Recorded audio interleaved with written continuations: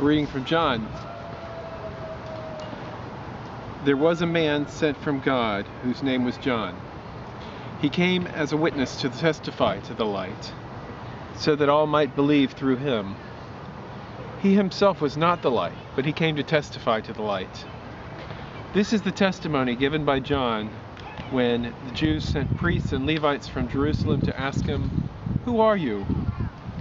He confessed and did not deny it, but confessed, "I am not the Messiah."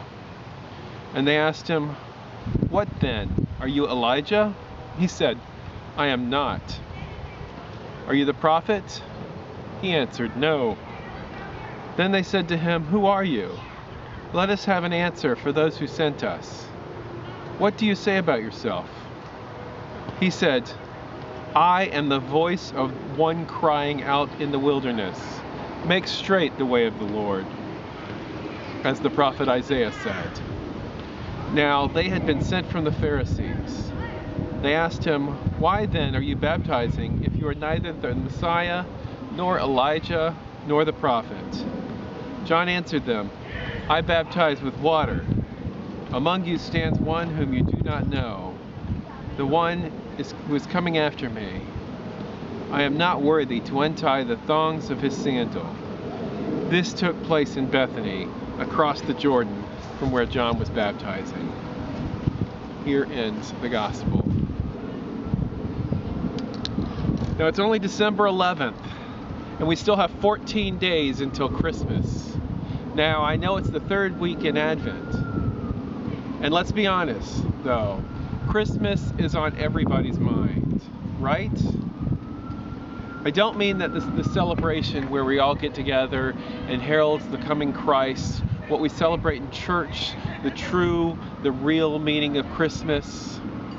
No, I mean that other Christmas, the one that takes place in the stores, in the shopping malls, the one where we decorate our trees, the one where we buy gifts for each other, the one that involves parties. We still have 2 more weeks of decorating and parties and food and fun and joy and time to spend with families and friends. And it all will culminate with the ceremonial opening of the gifts under the Christmas tree.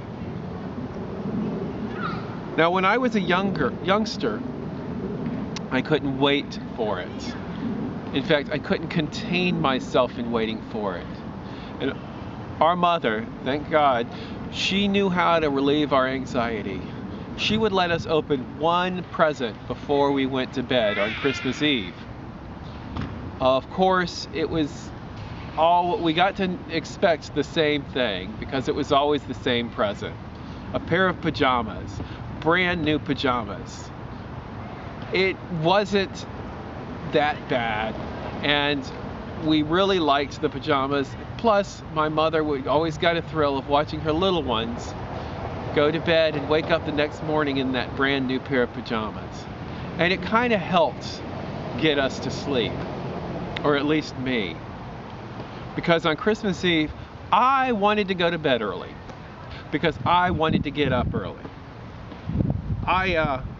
So I could wake up as early as possible and see what had been left out under the tree by whomever or whatever might have left it there. You know, I don't know whether it was intentionally and truly done to preserve the illusion of this fantasy magical human who would come down our smokestack and set all these wonderful presents out for us wonderful children, or whether my father was just being lazy and didn't really have the time or energy to pack and wrap 4 children's worth of gifts. In any case, there they would be, unwrapped on our brown 70s sectionals in our living room. Enough games and toys and noise-making devices to keep the attention of even the most attention deficit like me for hours, the duration of the entire morning. Then one Christmas, when I was about 10, after the fantasy of a magical present bearing saint had started to wear off, I got up at 5:30, 6 o'clock, and walked out into the living room expecting to find my presents laid out all over the place. But on those brown 70 sectionals, there were no presents. In fact, all of those neatly wrapped gifts that were under the Christmas tree from the night before, they were still neatly wrapped and under the Christmas tree. I kind of knew that the time for fantasies about magical men coming down the chimney were over, but I still wanted my presents when I wanted them. What was I to do? In my head, I was already beating down that little voice of conscience that was telling me, don't open a present yet. You're not supposed to open a present yet. Because I knew those were for me. I was going to get them anyway, so why shouldn't I open them? So I snuck out under the Christmas tree. It was still dark outside and in the house. And I looked for gifts with my name, and I set aside one that I knew had socks in it, and then that one had a shirt in it. But there was one. It was a oddly shaped, towering gift that I knew was something exciting and something that I would have hours and hours of fantastic pleasure over. So I pulled it out and I started to look for a piece of tape so I could slowly rip it back, so I could carefully unwrap this gift, when suddenly the voice of my 14-year-old older sister was behind me. Don't you dare open those gifts before Mom gets up.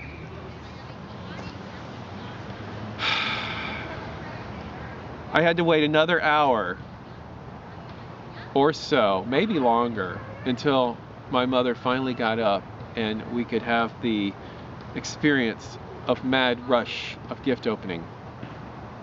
Now, believe me, I do appreciate my mother and her wanting to be there to see the joy of her Christmas, of her kids opening their Christmas presents.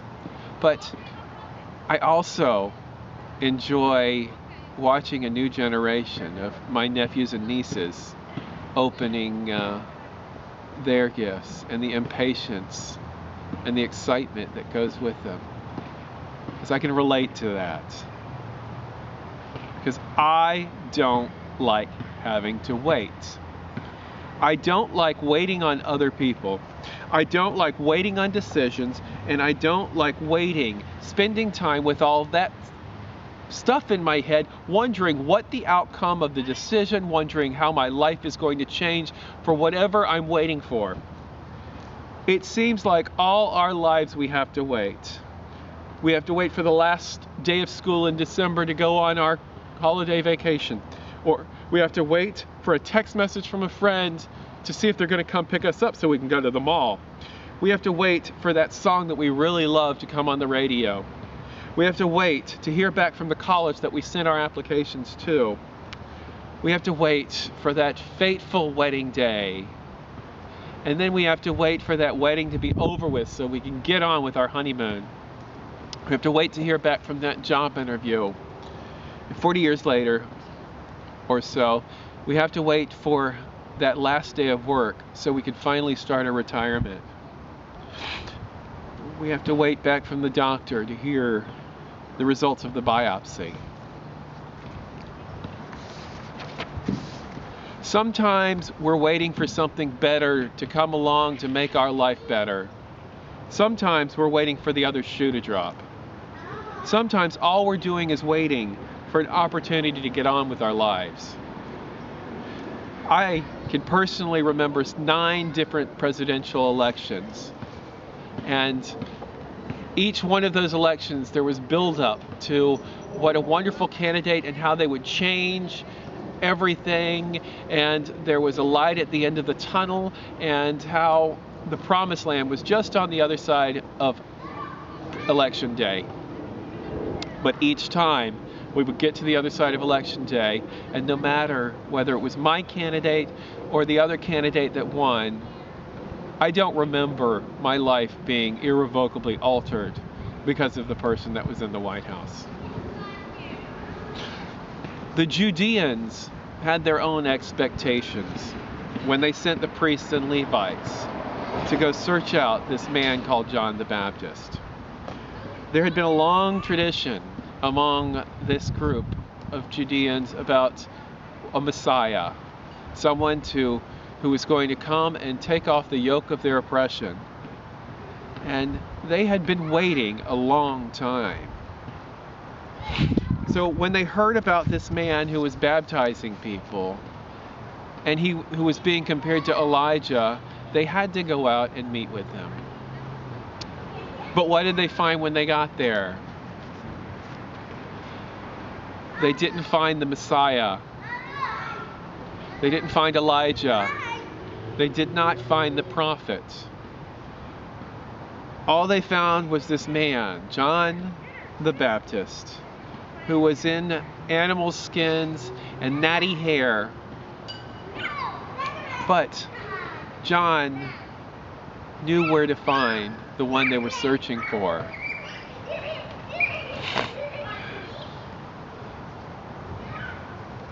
John told the priests and Levites that the one they were looking for was already among them. But they didn't know who he was. Who among us is moving from day to day, from place to place, waiting for someone or something to take away our loneliness, to take away our heartache, to pick us up out of our despair? Are we waiting for the winning lottery ticket? Are we waiting for a job promotion or even just a raise? Are we waiting for our heart's desire, our soulmate to come and make our heart complete? Who or what is it will come to heal our spiritual affliction? Christmas is in 14 days. Good Christians all over the world will be gathering around a manger scene, looking down on the wondrous eyes of the Christ child or the sleeping head of God incarnate, who was brought to earth to heal us, to take away, to save us from our mortality. Do we hold on to our hope until December the 25th? Christ is already here, living among us. And we who should know him don't always know him. He is a part of us and the ones around us, in the church as a whole, and he's even out there in the world outside. We are the bearers of his grace, and he calls us to be like him. What are you waiting for? Buy gifts for Christmas, by all means. Buy presents for your family, your children, your loved ones, those that are in your life and mean so much.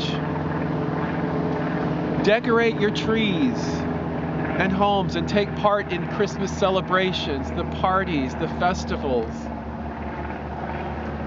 While we're doing all that, though, maybe we can see the coming birth not as an expectation for better days ahead, but as a means to open our eyes and clear our vision to see that Christ already exists among us. God with us. Emmanuel. So, shine like John the Baptist to proclaim the coming Lord. Shine with the light of Christ in your home, and in your families and all around you in the world. Remember, there are children who won't have those gift-giving and gift-receiving experiences on Christmas morning. Remember, there's also adults who never experience that.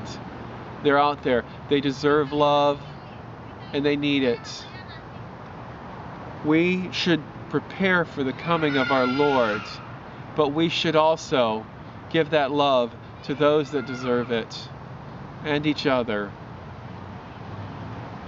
We should be with Christ and let Christ be with us here today. Amen.